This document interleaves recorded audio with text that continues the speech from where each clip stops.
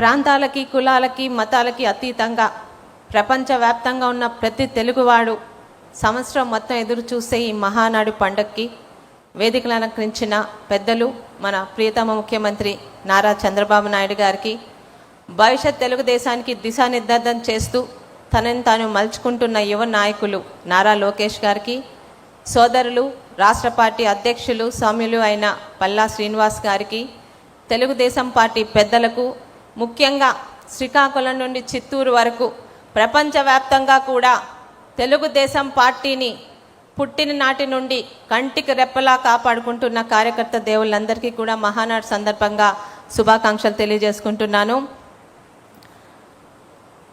తెలుగుంటి మహిళకు, తెలుగింటి ఆడబడుచొనొక స్థానం కల్పించి మహిళా సాధికారతకి అత్యతన ప్రాధాన్యత ఇచ్చిన సందర్భంగా, ముఖ్యంగా సమాజంలో నిర్మాణంలో మహిళల పాత్ర అపారమైనది. ఒక మహిళ బలపడితే కుటుంబం మొత్తం బలపడుతుంది, కుటుంబం బలపడితే సమాజం అభివృద్ధి చెందుతుంది అనే నిజాన్ని ముందుగా గ్రహించిన పార్టీ మన తెలుగుదేశం పార్టీ. సమాజంలో సగానికి పైగా ఉన్న మహిళలను అన్ని విధాలుగా బయటకు తీసుకురావడానికి కూటమి ప్రభుత్వం స్త్రీశక్తి కార్యక్రమం ద్వారా మహిళా అభ్యున్నతి కోసం నాటి తెలుగుదేశం ప్రభుత్వం, నేటి కూటమి ప్రభుత్వం ఎన్నో రకాల పథకాలు తీసుకొస్తుంది.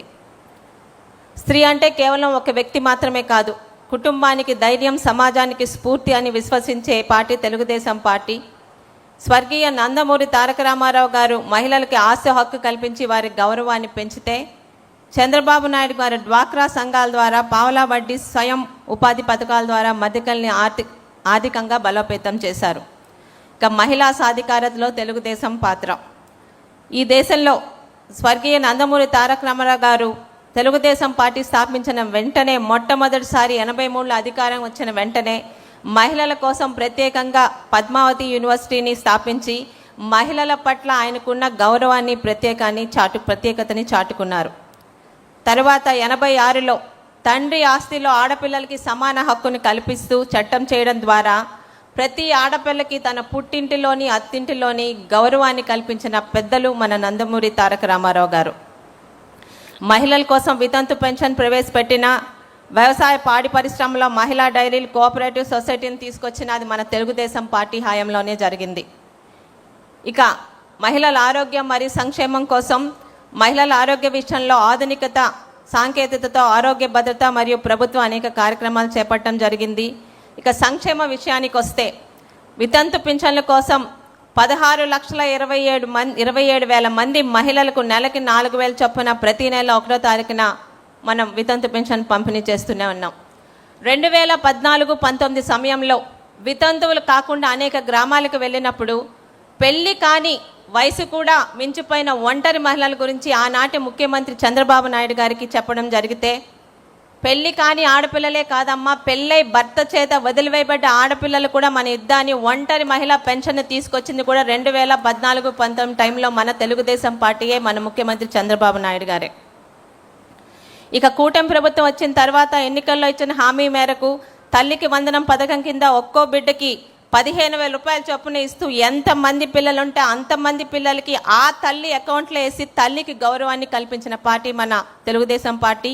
శ్రీశక్తి పథకం కింద రాష్ట్ర వ్యాప్తంగా ఆర్టీసీలో ఉచిత బస్సు ప్రయాణం కల్పించడం, శక్తి యాప్ ద్వారా మహిళలకి రక్షణ కోసం అనేక చర్యలు చేపట్టడం కూడా మన తెలుగుదేశం పార్టీ హయాంలోనే జరుగుతుంది.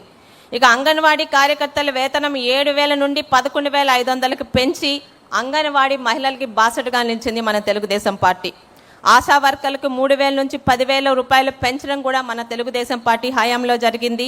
ఇక గ్రామ పంచాయతీల్లో 55.4% మహిళల్ని ప్రజాప్రతినిధులుగా ఎన్నికై ఈరోజు సేవ చేస్తున్నారంటే అది తెలుగుదేశం పార్టీ ఘనతే. స్థానిక సంస్థల్లో మహిళలకు 50% రిజర్వేషన్ కల్పించిన ఘనత కూడా మన నాయకుడు చంద్రబాబు నాయుడు గారికి, మన తెలుగుదేశం ప్రభుత్వానికి దక్కుతుంది. ఇక విజనరీ లీడర్, దార్శనికుడైన మన ముఖ్యమంత్రి తెలుగుదేశం పార్టీ జాతీయ అధ్యక్షుడు నారా చంద్రబాబు నాయుడు గారి నాయకత్వంలో విద్య, ఉద్యోగం, రాజకీయాల్లో కూడా 33% మహిళలకి రిజర్వేషన్ కల్పించడం జరిగింది.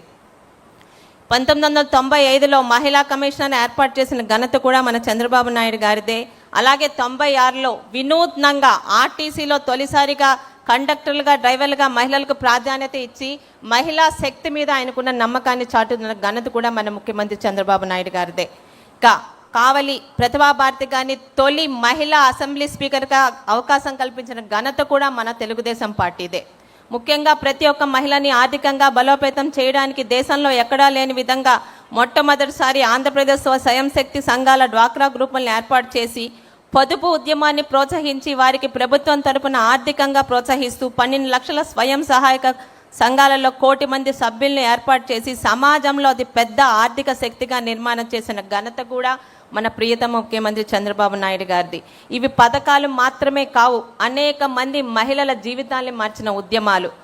స్వయాన ఆనాటి అమెరికా అధ్యక్షుడైన బిల్ క్లింటన్ సరసన ఒక డ్వాక్రా మహిళను కూర్చోబెట్టి మహిళా సాధికారత పట్ల ఆయనకున్న నిబద్ధతను చాటుకున్న ముఖ్యమంత్రి మన నారా చంద్రబాబు నాయుడు గారు. ఇక ఆ రోజు గౌరవ ముఖ్యమంత్రి చంద్రబాబు నాయుడు గారు ముఖ్యంగా పల్లెటూరులో 2014-19 టైంలో ఇంకా కట్టెల పొయ్యల మీద వండుకుంటున్న మహిళల ఇబ్బందులను చూసి ఇంకా నా ఆడపిల్లలు కట్టెల పొయ్యల వాటిలోనే ఉన్నారా అని చెప్పి ఆ రోజు దీపం పథకం మొదట పెట్టి 2014-19 దీపం పథకం కింద గ్యాస్ కనెక్షన్లు పొయ్యలు ఇచ్చిన ఘనత మన తెలుగుదేశం ప్రభుత్వాన్ని, మన ముఖ్యమంత్రి నారా చంద్రబాబు నాయుడు గారిది. దాని కొనసాగింపుగా ఈరోజు 2024 మళ్ళీ మన ప్రభుత్వంలోనే దీపం 2 పథకం కింద ఏడాదికి ఉచితంగా 3 సిలిండర్లు ఇస్తుంది మన తెలుగుదేశం పార్టీ. ఇక బాలికల విద్యాభివృద్ధి కోసం ఎన్నో గురుకుల పాఠశాలని ప్రత్యేకంగా బాలికల గురించి ఏర్పాటు చేశాము. విద్యా, ఉద్యోగం, రాజకీయ, సామాజిక రంగంలోనే కాదు ప్రతి ఒక్క మహిళను కూడా పారిశ్రామికవేత్తలుగా, వ్యాపారవేత్తలుగా తీర్చిదిద్దడానికి ప్రభుత్వం అనేక కార్యక్రమాలను చేపట్టడం జరిగింది. ఎంఎస్ఎంఈల ద్వారా మహిళా పారిశ్రామికవేత్తలకు 35% వరకు సబ్సిడీ ఇస్తూ మన ప్రభుత్వం ప్రోత్సహిస్తూనే ఉంది. ఈరోజు ఈ విషయంగా గత గవర్నమెంట్లో ఉన్న మన మాజీ ముఖ్యమంత్రి గారి గురించి ఒక విషయం చెప్పాలండి. 2014-19 మధ్య ఉన్న పాదయాత్రలో నా అక్క చెల్లెములు అని ఎంతోమంది అక్క చెల్లెల మీద చేయి పెట్టిన ముఖ్యమంత్రి గారు, అప్పటి మాజీ ముఖ్యమంత్రి గారు 2019లోని అధికారంలోకి వచ్చాక అందరు అక్క చెల్లెమ్మలనే కాదు తన సొంత కుటుంబంలో కూడా అక్క చెల్లెల మీద భస్మాసుర హస్తం పెట్టిన ఆనాటి ముఖ్యమంత్రి వైఎస్ జగన్మోహన్ రెడ్డి గారైతే ఈరోజు మహిళా సాధికారతని మాటల ద్వారా కాదు చేతల ద్వారా నిరూపించడానికి నిత్యం ప్రజాక్షేత్రంలో ఉన్న తన ఇంటి బాధ్యతని తన సతీమణి తన కోడలు గారి చేతిలో పెట్టి my home is really safe in my family women అని ఈరోజు మహిళా సాధికారత పట్ల నిబద్ధతను చాటుకున్న ఏకైక ముఖ్యమంత్రి మన నారా చంద్రబాబు నాయుడు గారు. ఇక మహిళల భద్రత, టీడీపీ పోరాటం. ఈ ఒక రాష్ట్ర ప్రగతిని అంచనా వేయాలంటే అక్కడి మహిళలు ఎంత భద్రంగా ఉన్నారో మనం చూడాలి. టీడీపీ మహిళల గౌరవం, భద్రత, సాధికారత కోసం అహర్నిశలు పోరాడుతున్న పార్టీ. మహిళా సాధికారత అన్నది కేవలం ఒక నినాదం కాదు, అది టీడీపీ మేనిఫెస్టోలోని ప్రాథమిక సిద్ధాంతం కూడా. అరాచక శక్తుల మీద రాజీ లేని పోరాటం చేస్తూ ఈ డిజిటల్ యుగంలో కూడా కొత్త తరానికి భరోసా ఇస్తూ ముందుకు సాగుతుంది మన తెలుగుదేశం పార్టీ. ఇక బాలల భద్రత, బాల్య వివాహాలు, మానవ అక్రమ రవాణా నివారణకు కఠిన చర్యలు తీసుకుంటూ మహిళల భద్రత సహాయం కోసం 1 స్టాప్ సెంటర్లు, శక్తి సదనాలు, న్యాయ సహాయం, కౌన్సిలింగ్ సేవలతో భద్రత కల్పిస్తుంది. ఇక ఆడబిడ్డల ప్రాధాన్యత. రాజకీయాల్లో మహిళలకు గౌరవం, అవకాశాలు, ఆత్మగౌరవం కల్పించిన పార్టీగా తెలుగుదేశం పార్టీ.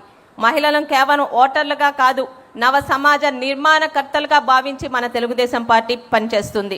గడిచిన 2024 ఎన్నికల్లో మహిళలకు అత్యధిక సీట్లనిచ్చి 22 మంది శాసనసభ్యులు, ఎంపీలు మరియు మంత్రులుగా ఈరోజు మన ప్రభుత్వంలో ఉన్నారు అంటే అది తెలుగుదేశం పార్టీకి, నారా చంద్రబాబు నాయుడు గారికి మహిళల పట్ల ఉన్న నిబద్ధత.